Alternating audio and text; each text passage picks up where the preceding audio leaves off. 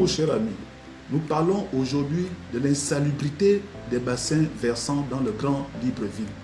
En effet, il est regrettable de voir le niveau d'insalubrité dans les bassins versants, ternissant l'image de notre belle capitale et mettant à péril la santé de nos populations. C'est pourquoi nous croyons qu'il est temps que les plus hautes autorités de la République mettent en place des mesures viables et fiables à moyen, à court et à long terme afin de lutter efficacement contre cette gangrène qui ternit gravement et nuit gravement l'image de notre belle capitale.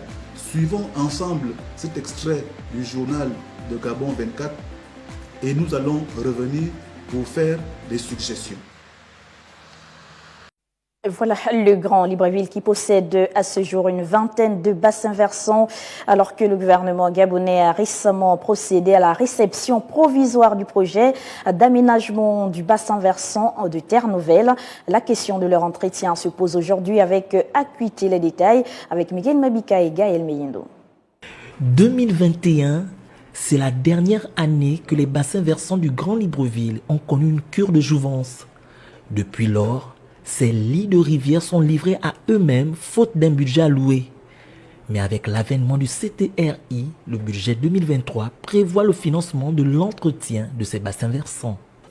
En 2024, nous venons d'avoir une restriction budgétaire qui va nous amener à faire deux opérations essentielles, à savoir les enrayons aval pour les travaux de calibrage de cette partie. La deuxième opération consiste à acquérir du matériel.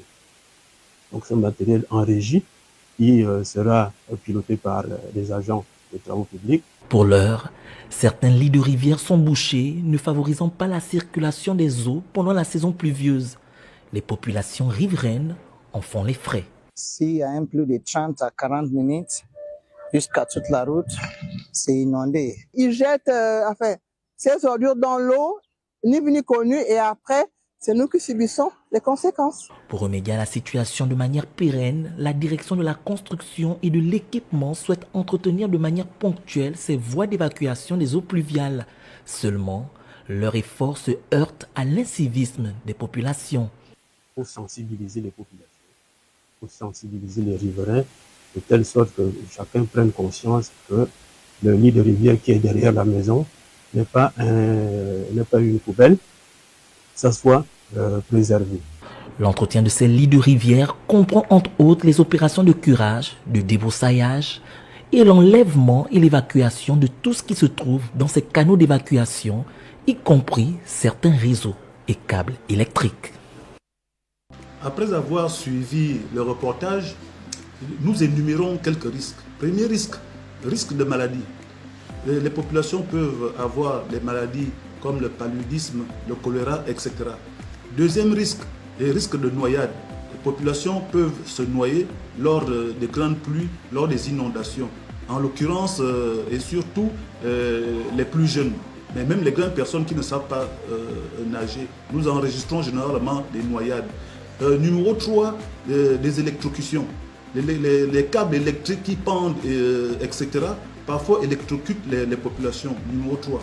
Numéro 4, les inondations elles-mêmes. Les maisons d'habitation sont inondées le long des bassins versants. Numéro 5, la mobilité. Il n'y a pas de mobilité, les véhicules ne peuvent plus circuler, les travailleurs ne peuvent plus aller au travail, les élèves ne peuvent plus aller à l'école. Donc voilà quelques risques, 5 risques environ suite à l'insalubrité dans les bassins versants. Maintenant, nous donnons quelques recommandations, quelques suggestions. Première suggestion, le nettoyage permanent, l'entretien permanent, le curage permanent des bassins versants. Numéro 2, les grands travaux. L'État doit mettre en place un budget important pour effectuer des grands travaux de bétonnage, pour effectuer des grands ouvrages. Et n'oublions pas que ces ouvrages peuvent se constituer en sites touristiques. Vous savez que des localités comme Lambaréné Logoué constitue un site touristique. Les œuvres qui sont autour de Logoué, le pont, etc., les gens y vont uniquement pour admirer l'eau et les œuvres. Donc, les bassins versants, lorsque les grands travaux, les vrais travaux y sont effectués, ça peut constituer des sites touristiques. On met les bancs publics, etc., etc., des infrastructures pour attirer les populations. Et enfin, numéro 3, la sanction. Il faut pouvoir sanctionner les populations inciviques. Donc voilà un peu l'ensemble des recommandations que nous pouvons faire pour un développement durable. N'oublions pas, le développement durable est un développement qui répond aux besoins du présent sans compromettre la capacité des générations futures à répondre aux leurs. Je vous remercie.